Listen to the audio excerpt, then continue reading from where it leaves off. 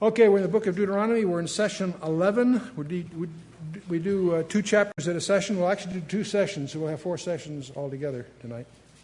The key themes, something I didn't want to review the whole book each time we do this, but there are a couple of things I do want to keep in front of us. And that is, this. Remember, the book of Deuteronomy is really 4 sermons of Moses. As he's recounting, near the end of his days, he's recounting their history and the law and so forth. So these are really sermons by Moses.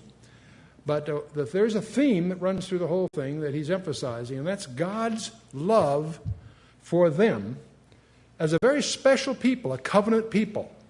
Again and again and again throughout it's not just a list of do's and don'ts kind of thing. They're there each for a purpose, and each one is intended to convey the reality that God loves them as a covenant people. But there's also a flip side of that. He also emphasizes then their obligations to manifest His holiness. So that's the covenant, and in many respects it's like a treaty or an agreement. God's done things for them to demonstrate His love for them, and expects in return for them to manifest His holiness as a people, and that results in some very strange things. But as I went through this, there's something else that is involved here. You see, I personally tend to believe that most of us have no idea what the second commandment really is all about. I want second or third, it depends how you want to number. But the point is, thou shalt not take the name of the Lord thy God in vain. We all quoted it as kids or whatever. I don't think it has anything to do with swearing. That doesn't mean you should swear, but I don't think that's what it's talking about. It's about not taking His name, taking on the authority of His name with emptiness, in vain. And what struck me is that's part of what he's going to emphasize all through the book of Deuteronomy, that since they are a covenant people, they will reflect Him as their God. And that puts an obligation on them to represent Him faithfully, accurately, as a God of mercy. Yes, a God that is holy, but also a God of mercy. But the point is, as we go through Deuteronomy and recognize that aspect, we probably will find our shoes pinching a little. Because I suspect very few Christians take His name faithfully, manifest Him faithfully. I say that because we're all sinners. Our sins may be forgiven, but we're still the scoundrels we are. I find that even in the literature. It's astonishing to discover how many of the doctrines that are defended by Orthodox theologians really end up calling God a liar. Really end up disparaging a God who delights in making and keeping His promises. Anytime we cast clouds upon a commitment that He's given, is impugning His integrity. So all of us, wherever we are, should, I think, can benefit by recognizing our need to represent Him more faithfully than we do. Well, let's go to Deuteronomy chapter 23. It's going to talk a lot about family life. It's going to talk a lot about various ways you can demonstrate love for your neighbors. And let's jump straight. Deuteronomy 23, verse 1. He that is... Now, by the way, I warn you in advance, some of these little paragraphs may strike you rather strange. That's because they are. And, of course, they're talking about a different time in many respects. But anyway, and it starts right out that way. Deuteronomy 23, verse 1, he that is wounded in the stones, you guys can guess what that means, or hath his privy member cut off, shall not enter into the congregation of the Lord. Now, in other words, this excludes eunuchs. Now, you'll find other passages, Isaiah 56 in other words, where the eunuchs will be welcomed. But what this is talking about here, really, in the context that it's being given, is in the light of the contemporary pagan practices of the land that they were entering. And they were told back in chapter 14 not to mutilate the bodies. But again, those things have to do with the pagan practices that were very common among the Canaanite tribes that they were about to enter among. So, and I should mention very quickly in Acts 8 and elsewhere that in New Testament times, disabilities of various kinds no longer enter into any consideration in terms of membership of the group. But that was not true in the early encampments of ancient Israel. And then we have this very interesting verse, and by the way, many of you will begin to tie. If you've been to a lot of our Bible studies, you know you like to tie the Old Testament with the New. Like you quickly remember where Jesus talked about in Matthew 5, 29, verse 30, Sermon on the Mount. If your eye offends you, pluck it out. If your hand offends you, cut it off. Now, if we were following that literally, I think there'd be a lot of blind people with one arms or whatever wandering around the neighborhood. Jesus was making a point, and he used extreme rhetoric to do that. I personally don't believe that he really meant you to literally pluck out your eyes, trying to make a point of how important it is to be holy. And the whole thrust of Matthew 5 and 6, the so-called Sermon on the Mount, is to demonstrate that we can't make it. It's his interpretation. You think the law is tough. By the time he's through interpreting the law, there's no way you can qualify directly. That's really the point of the sermon. People say, well, I live by the Ten Commandments, the Sermon on the Mount. Well, best of luck, fella. I know I can't. So I look to a cross where he paid the price by living it for me. But anyway, you can look at that. This second verse is a verse that it's amazing to me how many commentaries miss the real point of it too, because there's some background. It says, a bastard shall not enter into the congregation of the Lord, even to his 10th generation shall he not enter into the congregation of the Lord. There are many commentators who say, well, the 10th generation, that means, indefinitely, all the way. See, the whole idea of the sacredness of the what's at issue here in the law is this assembly that they're members of is a sanctified, sacred assembly.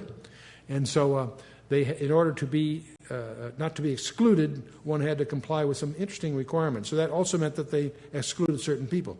But this idea that an illegitimate son is excluded or cannot inherit for 10 generations turns out to be what I would call, as a computer guy, a macrocode.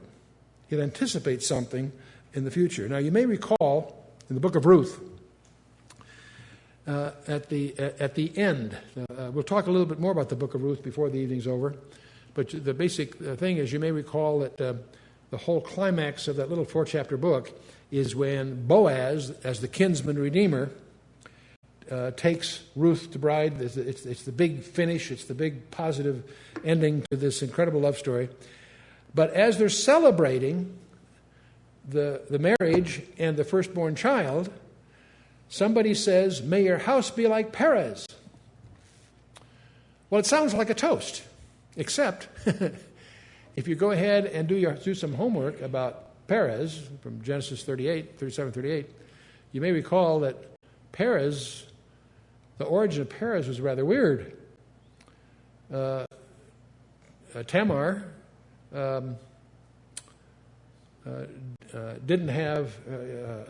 wasn't given a husband, so she poses as a prostitute with her father-in-law, in effect, and becomes pregnant. He didn't realize who she was when he had the engagement with her. Anyway, when she turns out to be pregnant, of course, he's really indignant, and then he discovers he was the father, and he realizes he was the one that was really at fault because he didn't provide her a proper husband. But anyway, so the point is the child that's born illegitimately is Perez. And there's a whole story you can dig out in Genesis. So when someone says to you, knowing all that, may your house be like Perez, you'd say, same to you, fella. See, it's not a toast, it's a prophecy that most people miss. And at the last, from Ruth chapter 4, starting about verse 18 to the end of the book, you have, now these are the generations of Perez. He begot Hezron, Hezron begot Ram, Ram begot Abinadab, Abinadab begot Nahshon, Nahshon begot Solomon, Solomon begot Boaz, Boaz begot Obed, Obed begot Jesse, and Jesse begot David. How many generations? 10. So when Israel wants a king, God had planned to give him a king. There were discussions about kingship in the Torah before Moses even died, let alone the time of the judge. So this is written in the time of the judges, long before Samuel and Saul and all that. Well, why didn't Samuel? Why? Well, he didn't anoint David. Why? Because David was too young yet, just a kid. They want a king. They insist upon a king. They want one now. Okay, he gave him Saul. But see, most of us think that was a knee-jerk reaction to something that wasn't planned. Well, God knows the end from the beginning, and he had planned David all along. And how do I know that? Because, well, for several reasons, one of which, the genealogy is predicted in the time of the judges. So a little background on the 10th generation business. But anyway, let's move on. Continuing this theme a bit, remember Ammonites and Moabites were results of incest, you may recall. In any case, an Ammonite or Moabite shall not enter into the congregation of the Lord, even to their 10th generation shall they not enter into the congregation of the Lord forever. So there isn't a 10-generation hiatus here, you see. It's because they met, and it's not because of their incestuous origins. It's a different reason. Because they met you not with bread and with water in the way when you came forth out of Egypt. And because they hired against thee Balaam, the son of Peor, of Bethor, of Mesopotamia, to curse thee. So both these peoples were dispossessed of their land by the Israelites. They were excluded from participation in the congregation, not because of their incestuous origins, but because of their endeavor to bring a divine curse upon God's chosen people, instead of giving them hospitality. Their exclusion was because of the failure to extend hospitality. You know, it's interesting to realize that at the great white throne judgment, people are going to be surprised by how they're being judged. They're going to judge them by how you treated my brethren. And there's three groups of people: the nations that are blessed, the nations that are cursed, and how, by the way, they treated the nation Israel. It's going to be very interesting. Check it out, Matthew 25. Check out that very carefully. Okay. This whole business of Balaam is going to come up again before we're through. You may recall Balaam was hired by King Balak, the king of the Moabites, to curse Israel. But he wouldn't. He didn't. He tried, but he couldn't. And God delivers Israel in a very, very unusual way by surprising them with grace. Anyway, nevertheless, the Lord thy God would not hearken unto Balaam, but the Lord thy God turned the curse into a blessing unto thee, because the Lord thy God loveth thee.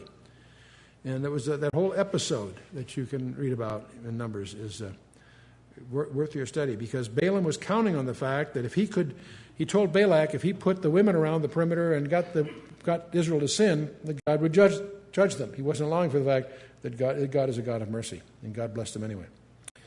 So, but that's all mentioned up in Revelation chapter 2, verse 14. That comes up again in the 7 letters, 7 churches. So you need to understand that background to really understand the Lord's letters to the churches. Anyway, continuing the instruction here regarding the Moabites and the Ammonites, Moses says, "Thou shalt not seek their peace nor their prosperity all thy days forever." Boy, that's strange.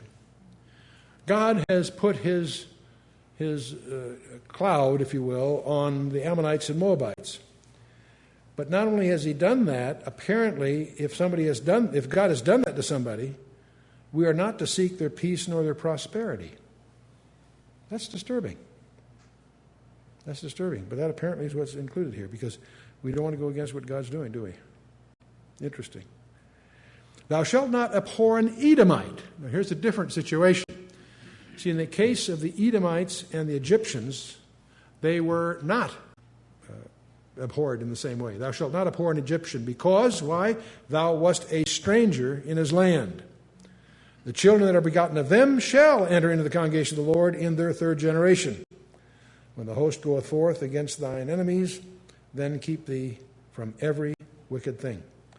And so we have this whole issue of the Edomites and Egyptians. Now, the Edomites, of course, had a kinship with Abraham, so that's a link, if you will. In the other case, the hospitality shown to Abraham and Jacob's family when they were distressed by famine in Genesis 12, and then also chapters 42 through 47. So we always think of the Egyptians as having, Israel having been delivered from Egypt, indeed, but God is saying here He's giving them consideration because they did extend hospitality in the earlier years and prior to the Pharaoh that knew not Joseph.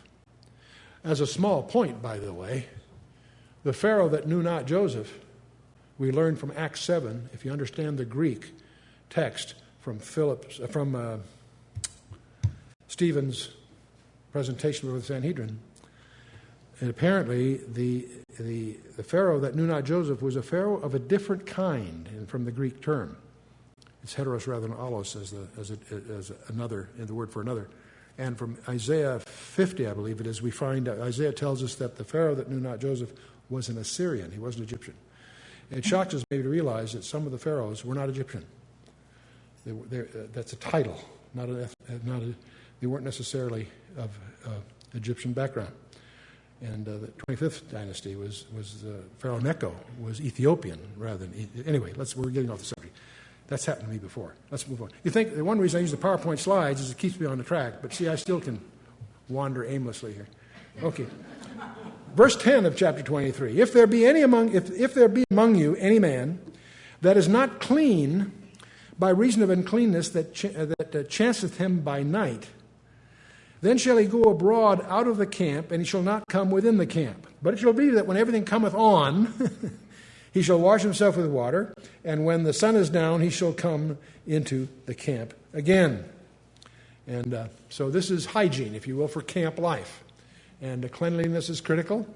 By the way, what they're supposed to do, of course, is bury excretions, and where they fail to do that, of course, they can. When that's, if you may be familiar with that, if human excrement is used as fertilizer, it can damage the health of a community, and so. But holiness is also symbolized by the cleanliness and among God's covenant people. Verse 12. Thou shalt have a place also without the camp, whither thou shalt go forth abroad. Thou shalt, and thou shalt have a paddle upon thy weapon. And it shall be when thou wilt ease thyself abroad, thou shalt dig therewith, and shalt turn back and cover that which cometh from thee. I don't know how you can improve on the King James. I think it's pretty as graphic as you really want to be on that subject. But we're talking camp, right? For the Lord thy God walketh in the midst of thy... See, here's the reason. Part of it's hygiene, yes, of course. Part of it goes beyond hygiene. For the Lord thy God walketh in the midst of thy camp, to deliver thee and to give up thine enemies before thee. Therefore shall thy camp be holy, that he see no unclean thing in thee and turn away from thee. So they're to conduct themselves, in effect, acknowledging God's presence among them. Boy, could we learn from that, huh? I could go on, but we'd all get a guilt trip here. Let's move on. Verse 15. Thou shalt not deliver unto his master the servant which is escaped from his master unto thee. He shall dwell with thee, even among you, in that place which he shall choose in one of thy gates, where it liketh him best, and thou shalt not oppress him. So they apparently were to be hospitable even to this kind of situation. There shall be no more whore. There shall be no whore of the daughters of Israel, nor a sodomite of the sons of Israel. And this, of course, this is pretty straightforward. In the next verse, we're going to find the term dog. The word dog there is a term used for a male prostitute in the Hebrew. Thou shalt not bring the hire of a whore or the price of a dog into the house of the Lord thy God for any vow, for even both these are an abomination unto the Lord thy God. And see, it's interesting, the body of the giver is more important to God than the gift. And he wants us to be holy. And of course, part of the background here too, it obviously applies in a direct sense, but also it's certainly in the context of these incredibly lurid practices of the tribes that populated Canaan. These were satanically planted tribes. If you understand what the Rephaim were and all of that, Satan had 400 years in anticipation of their arrival to lay down a minefield. And he did that in many, many different ways. So we really need to understand that, to understand what's going on here. You know, we look at shock with the worship of Molech, for example, where they take a baby and lay it in the arms of this superheated bronze idol, burning their children. And we read about that. We understand from archaeological discoveries and so forth the practices they indulged in of putting their children in the flames. And we're shocked by that. And what we don't realize is that our culture has found a way to do it even worse, because we murder the children in the Holy of Holies of their mother's womb. And so we, on the one hand, we need to understand those were different times. On the other hand, those times weren't as different as we might imagine. And clearly, this whole business of whores and sodomites is a topic throughout our land, as our culture, as the people who build the structure of our jurisprudence yield to the appetites of these perverts and deviants and so forth. See, the sin of Sodom and Gomorrah was not homosexuality. The sin of Sodom and Gomorrah that brought them down was the condoning of the sins of homosexuality. Deuteronomy verse 19, thou shalt not lend upon usury to thy brother, usury of money, usury of victuals, usury of anything that is lent upon usury. Now, you really need to interpret this in the light of Exodus 22 and Leviticus 25 and so forth. And we talked about this back in Deuteronomy 15, if you may, the first 11 verses you may recall. But the whole idea is that impoverished Israelites were protected from exploitation from their richer brethren by prohibiting loans, interest on loans. That was the idea. Among the brothers, like being within the family is the point. Interest could be extracted from a stranger or a foreigner. Why? Because the context of that presumes that that's a business transaction and you're dealing with financing. It's a different issue. Unto a stranger thou mayest lend upon usury, but unto thy brother thou shalt not lend upon usury, that the Lord thy God may bless thee in all that thou settest thy hand to in the land whither thou goest to possess it. So that's the idea. Now, we're going to also discover that there's limitations on the nature of pledges in the next chapter. So we're talking about the interest here. The whole idea is that God is anxious for the Israelites to demonstrate love towards their neighbor by giving them help, but not to earn money off of it. That's really what they're saying. And in the context, of course, are those that are in need. Doesn't mean you can't just lend to your brother on some deal, but if he's in need, the intent is you're supposed to be responsive to that need, that basic need. That's what they're dealing with here. Next is about a vows. When thou now, by the way, understand, nowhere in the Scripture does it require you to make a vow. They're voluntary.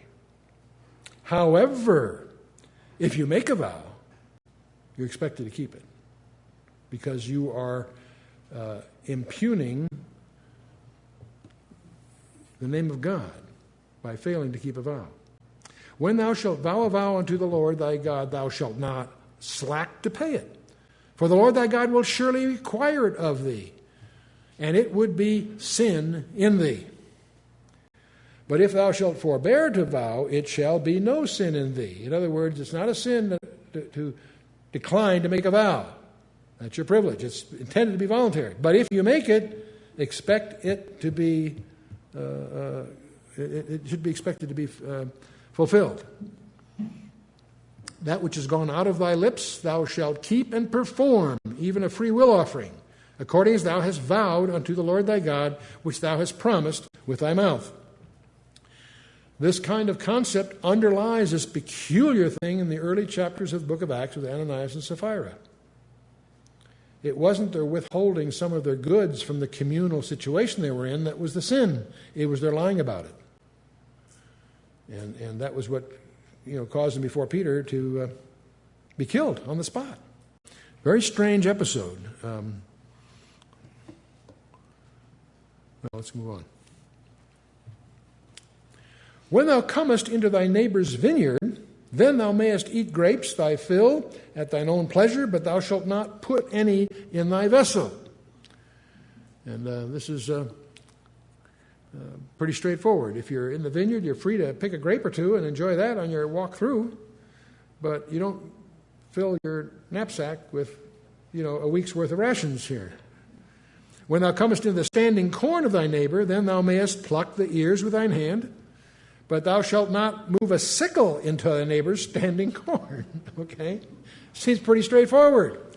This comes up, of course, with the Lord. You may recall that when he and the disciples walked through and helped themselves and so forth. And the big brouhaha, at that time, they did it on the Sabbath day. It's one of those several episodes that Jesus demonstrated he's the Lord of the Sabbath. Sabbath was made for man, not man for the Sabbath. So now don't confuse this freedom that's here expressed with the law of gleaning. We're going to come to that in the next chapter. There's a different thing for the destitute. They were allowed to actually glean behind the reapers and take that home. That's a different thing. That was the widows and the orphans, the destitute. We're going to talk about that in the next chapter. And guess what? We've got to the next chapter. Okay, Deuteronomy 24. These are mostly laws of the family. But again, they're sort of episodical, different things. Okay. Lest everyone's comfortable, we'll jump right into this issue of divorce. When a man hath taken a wife and married her, and it come to pass that she find no favor in his eyes, because he hath found some uncleanness in her, then let him write her a bill of divorcement, and give it in her hand, and send her out of his house. And by the way, there is a key translational issue here I'll come to, but I want you to alert it to you right now.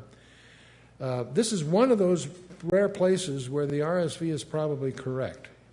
I'm not a big booster of the RSV for lots of reasons, but one of the things they did recognize is that the first three verses are a sentence, and the fourth verse is a conclusion.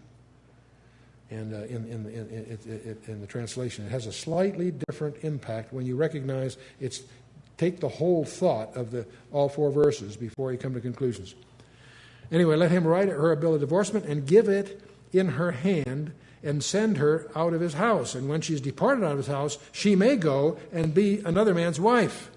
And if the latter husband hate her and write her a bill of divorcement and giveth in her hand and sendeth her out of his house, or if the latter husband die, which took her to be his wife, her former husband, which sent her away, may not take her again to be his wife after that she is defiled. For that is an abomination before the Lord, and thou shalt not cause the land to sin, which the Lord thy God giveth thee for an inheritance. Now, this uncleanness that's alluded to earlier is not adultery.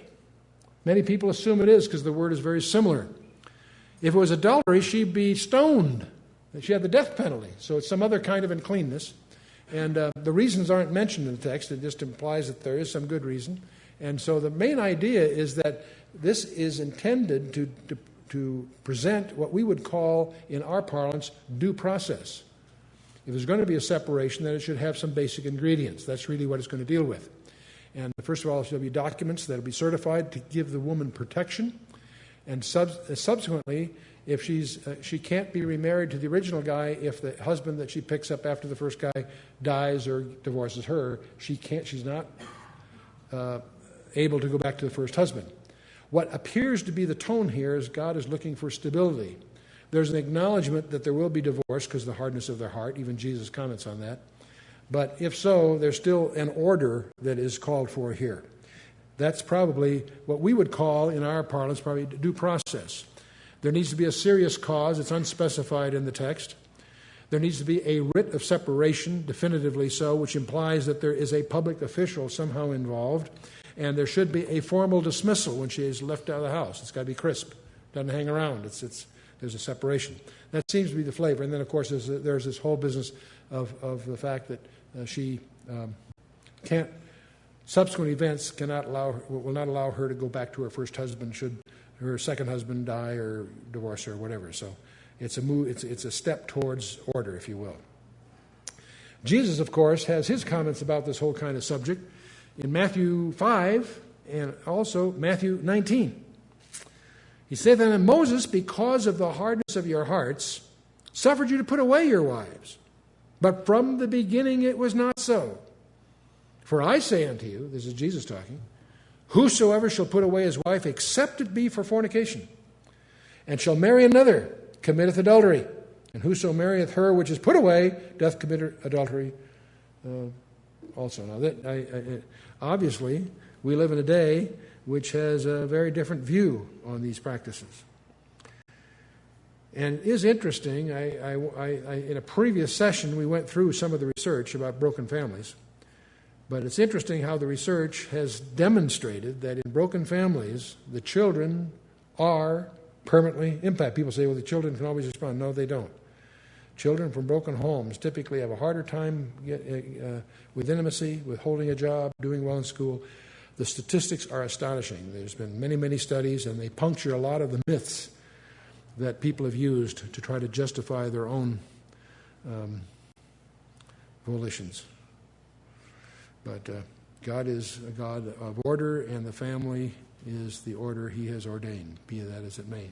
Now, on the other hand, let's also recognize all of us, every one of us, are distant from God's best for us too. So we're all sinners in all different ways, and God sent His Son to die for those sins. And so let's not lose sight of that, because we do have a God of grace. But still, God's best plan is pretty clear. When a man taketh a new wife, this is a dandy one. When a man taketh a new wife, he shall not go out to war, neither shall he be charged with any business. Man, that looks pretty. But he shall be free at home 1 year, and shall cheer up his wife which he hath taken. That sound like a great plan? I don't know how they're going to finance that plan, but it's that was the pattern in ancient Israel. That's what you call a honeymoon, right? No man shall take the nether or the upper millstone to pledge, for he maketh a man's life to pledge. The idea behind all of this is, see, a millstone was essential to grind food. And the idea is you could take, if you were going to loan a guy some money, you could take some security, but you could not take something that was essential for his livelihood or for his dignity, for the payment of the debt. So these things were indispensable for the production of food, and their absence would threaten their health. So they couldn't use that as security. If a man be found stealing any of his brethren of the children of Israel, and maketh merchandise of him or selleth him, then that thief shall die, and thou shalt put evil away from among you.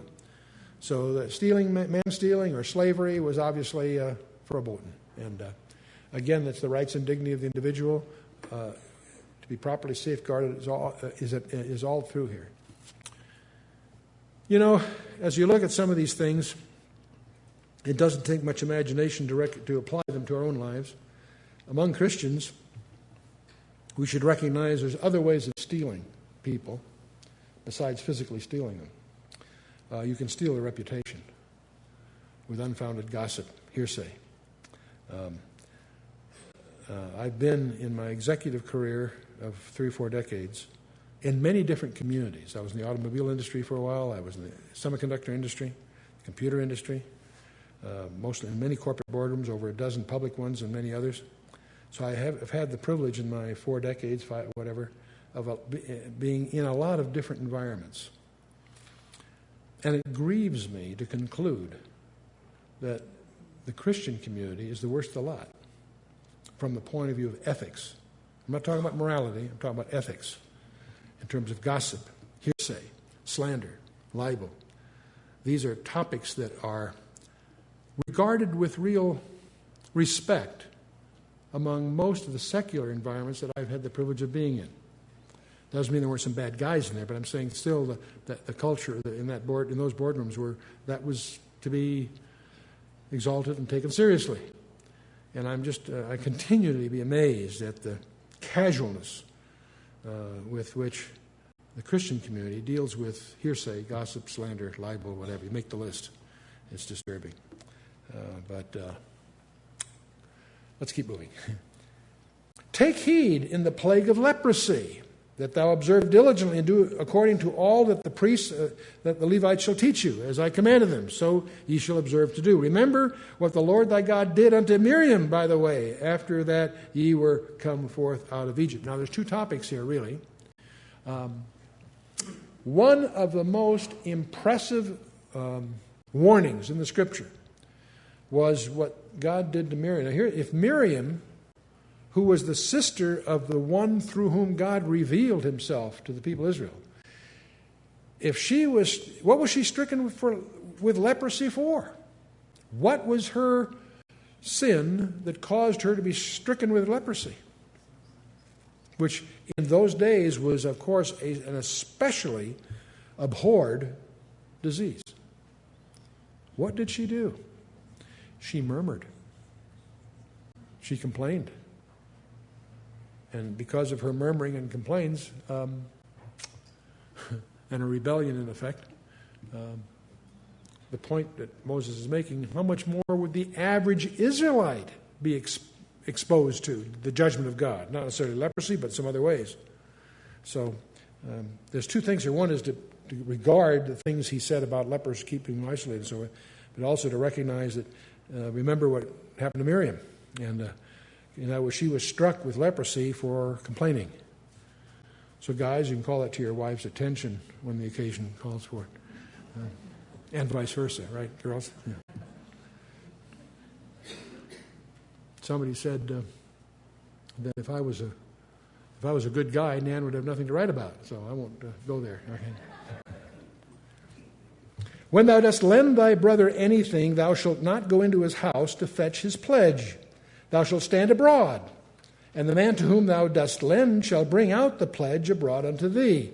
See, again, what they're dealing with here is the dignity of the guy in his home. That's the underlying current here is that their conduct should be becoming to the God they represent. If a man be poor, thou shalt not sleep with his pledge, referring to the blankets that he would be required to have to maintain his health. In any case, thou shalt deliver him the pledge again when the sun goeth down, that he may sleep in his own raiment and bless thee. And it shall be righteous unto thee before the Lord thy God. In other words, yes, so you're going to take security, but you don't take security that's going to endanger his life, his dignity, his health, whatever. And, okay. So, thou shalt not oppress a hired servant that is poor and needy, whether he be of thy brethren or of thy strangers that are in thy land within thy gates. Interesting. He can be a hired servant that's poor and needy. He doesn't have to be Jewish. He could be one of the foreigners that's among them, strangers that are in thy land within thy gates.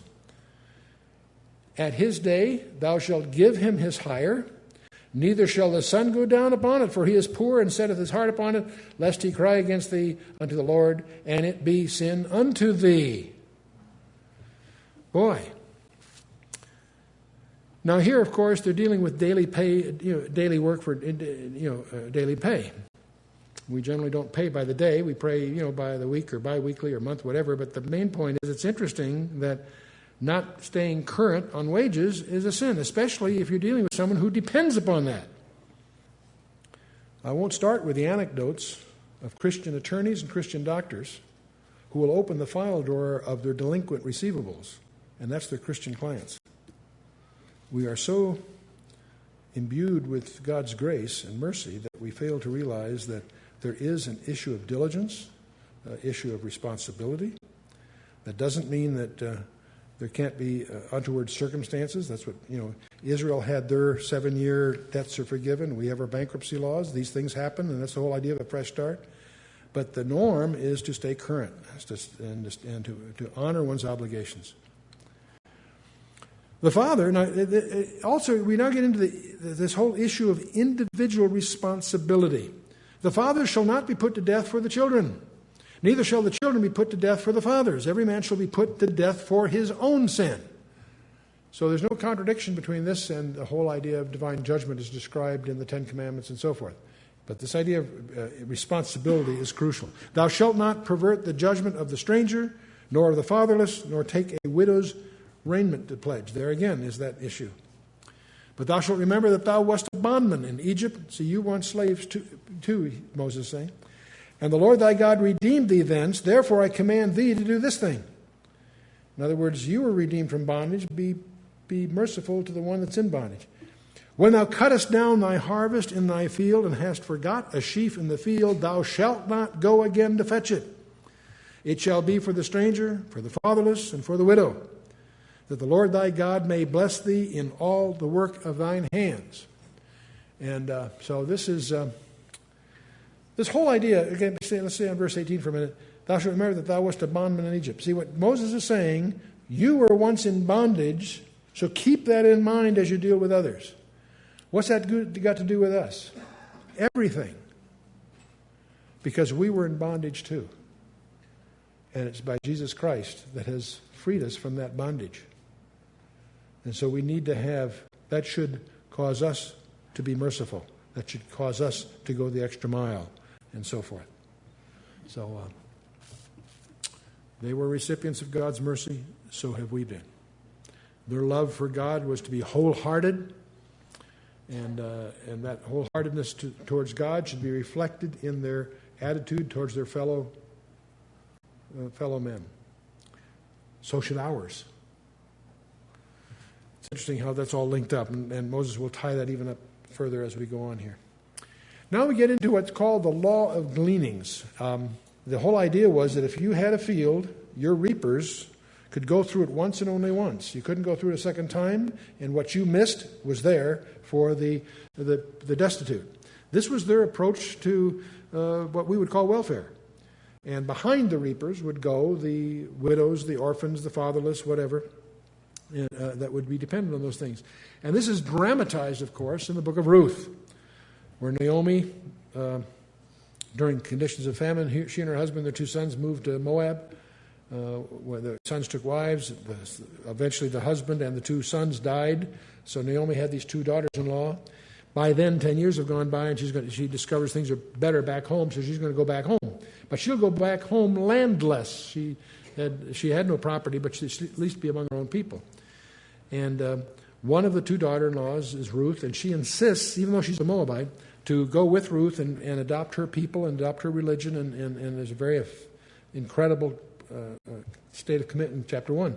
Chapter 2, Ruth, being the young gal, undertakes what she's supposed to do. She gleans after the reapers to gather foodstuffs for she and Naomi, who are destitute. And she happens, that's in quotes, upon a field by a guy by the name of Boaz, who is the hero of the whole piece.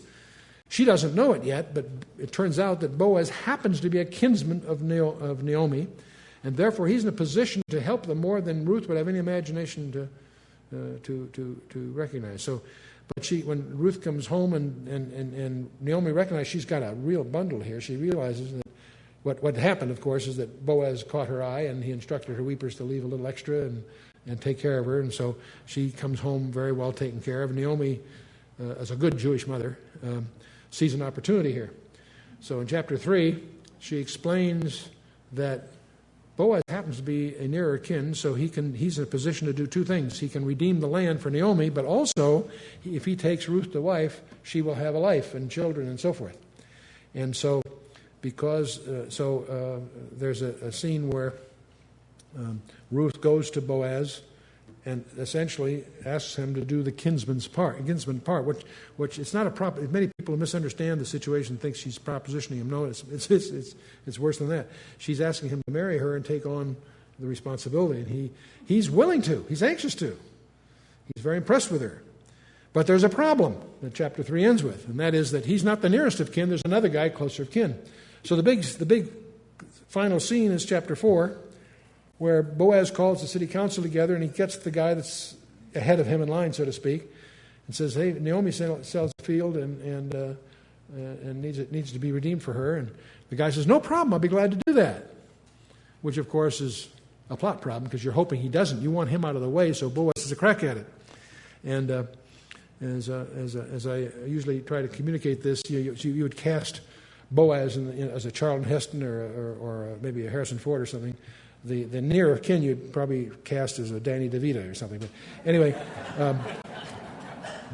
so he's willing to do that, except then Boaz says, "By the way, whoever gets the field also has to take Ruth for a wife." There's a factor there most people don't know, and I'll come back to that in a minute. See, the kinsman redeemer had to undertake all the obligations of the beneficiary, not just some of them.